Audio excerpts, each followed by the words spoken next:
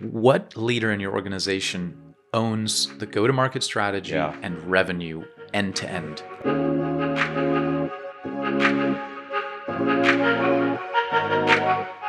David, how are you, man? Doing well today, Adam. How are you? I'm doing great, man. We made it through the first month. Awesome job.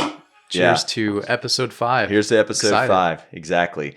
Well, our mission here on the RevOps Recruiter podcast is to bring insights and best practices around finding, hiring, and retaining top revenue operations talent. Exactly. We're your hosts, Adam and David from RevSearch.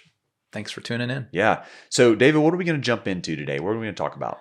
Today's topic is a burning topic. Okay. Lots of folks have asked about this. Yeah. And so we're going to talk about how to determine who your RevOps team should report to. I love this. So if I'm thinking about, I'm either hiring, likely hiring, right? Thinking about hiring somebody, and I'm thinking, where did this person fit within the organization? We're going to give some insights around where you place that person. That's it. Awesome. That's it. So where do we start? What's the first thing, if I'm thinking about where they fit within the organization, what's the first thing that I need to process through and think about? Yeah. First thing we want to do is look at what is the mission of RevOps. That's what we need to start. In order to inform who this person needs to report to, we need to look at what is the actual mission of revenue operations. Okay. Yeah. And in order to do that, we have to take a step back. Revenue operations is focused on end-to-end, aligning end-to-end, looking at the entire business, not just one part of the business. Right. And optimizing, aligning people, processes, technology, right? All of those parts to accelerate the company forward. Okay. So we have to think of it as full funnel. It's always going to be full funnel. That's this whole idea of revenue operations across marketing, across sales, across customer success. And even beyond that, finance, legal, right? We want to get all departments. The more departments we can get involved in this transformation, the more we can achieve. Yeah. What about scenarios? We've seen this where the company says on the heading, the title of the role says RevOps. But then when we start talking through it, we realize this is really just a sales ops role, or this is really just a marketing ops role. What would we say to that person? How do we handle that situation?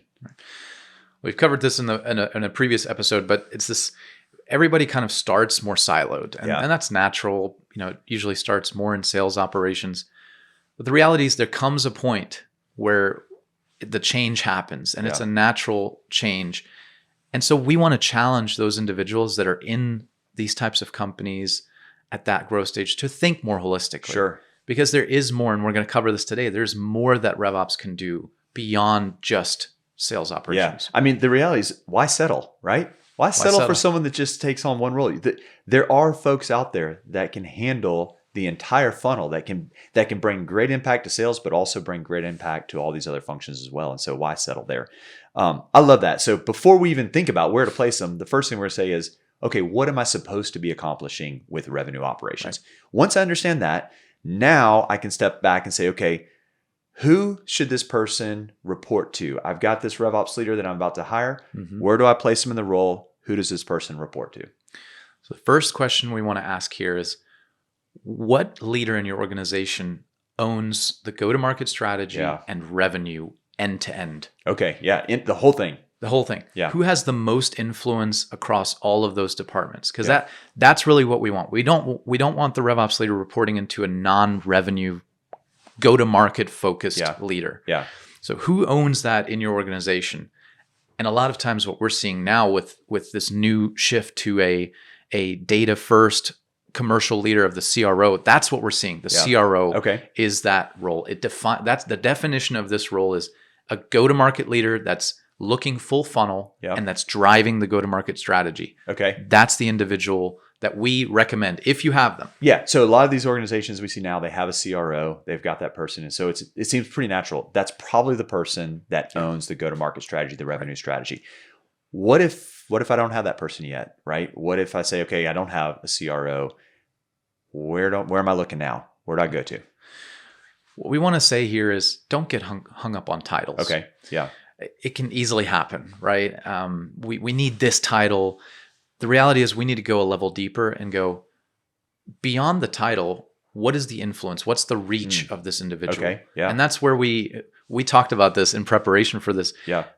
It's the person really touching all the revenue functions. Yeah. Who's thinking more holistically about this thing? Yeah. That's the person that we want this individual to report into. Yeah. And so, I mean, we've seen the CEO, we've seen the that's it, right? We've seen them COO. across all these different titles, all of them, because they're not all created the same in every single company. So that's why we don't want people to get stuck on a title. We want them to look at the person, the function in your particular company. Right? Who's that person owning it? Okay, so let me ask this next question. What if we're in a scenario and I say, I'm not really sure. I can't put my finger on any one person that owns that. And I got to have somebody this person reports to. What's our recommendation there? We would say go all the way to the top of the organization. Yeah. Go with the CEO. Yeah. Because that individual is going to be responsible in thinking about the business end to end. Yeah. And so, and then thinking about how can you align, if you're reporting to the very top, how can you then have some dotted lines to some of the other functional heads, right? Having a seat at the table, but still being a partner to each of the functional heads. That's critical. Yeah. So they're not siloed. We talk about silos. They're not siloed underneath just the CEO. So they're reporting to the CEO. Probably if you can't identify any one person, it's very likely the CEO is ultimately the person that's responsible for the entire. If sales is not working, somebody's going to come out as the CEO. Why? And then he's going to dive into it. Yeah. So that's probably the person. Yeah. But this RevOps leader needs to be able to be connected to the sales leader who might be a VP of sales, the marketing leader who might be a VP of marketing, the customer success. Again, these may be VP titles that are very siloed, but they need to have some dotted line connections to those folks is what we're saying.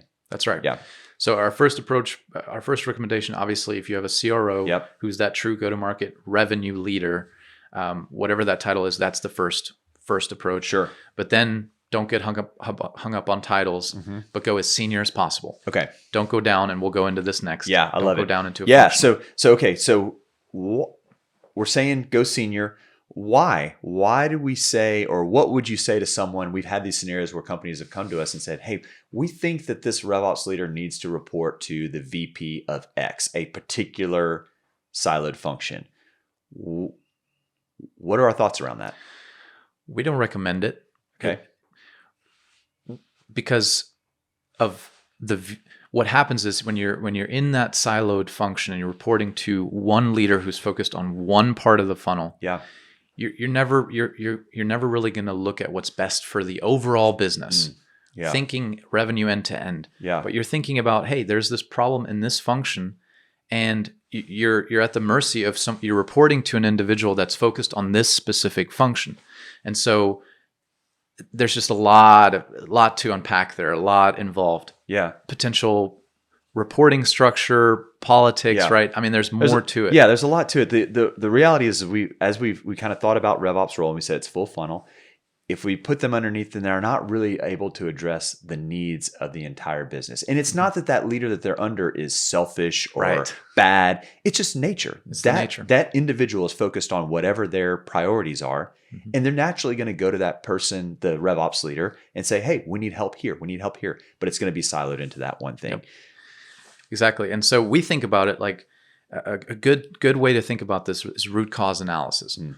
What is the goal of root cause analysis? It's getting to the root and not just focusing on the symptom. Yeah. And an example here is in your house you've got a hot water faucet, right? Yep. You've got a sink somewhere. Yep. You turn on that faucet, right? No hot water comes out. Okay. First thing you think about is, okay, if you're thinking siloed, you're thinking, I need to replace my faucet. Oh, wow. Because that will fix that. That might bring the hot water. Not that you do that. I know you don't do that.